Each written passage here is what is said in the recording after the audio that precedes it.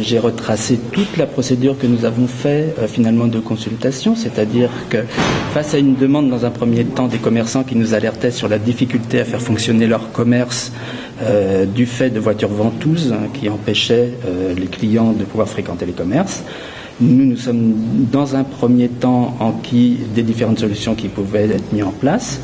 Nous avons abordé la question en commission mobilité où sont présents les représentants des usagers des différents modes de transport ainsi que des représentants de chaque conseil de quartier de la ville du Mans. Et nous avons eu un avis favorable finalement pour mettre en payant la rue des Maillets. Il se trouve que par la suite, on a mis en place aussi une réunion avec les commerçants qui nous avaient sollicités. Et à la suite de cette réunion, ce qui s'est dégagé finalement, c'était aussi cette solution de la mise en stationnement payant. Les commerçants, dans un premier temps, souhaitant plutôt une première demi-heure gratuite. Mais pour la collectivité, nous avons préféré, par mesure de cohérence, finalement, mettre le même système que partout ailleurs, c'est-à-dire un stationnement payant intégral sur la rue des Maillets. Le problème de la demi-heure gratuite, c'est qu'après, il faut la faire appliquer.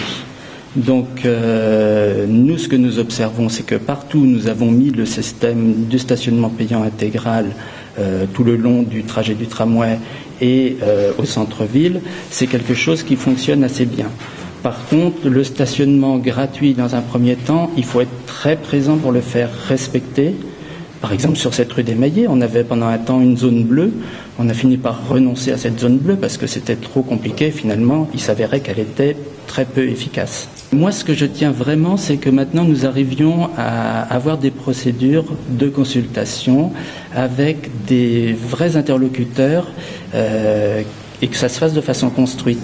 Donc c'est vrai que là, nous avions consulté dans le cadre de la commission mobilité les conseils de quartier, les représentants du conseil de quartier.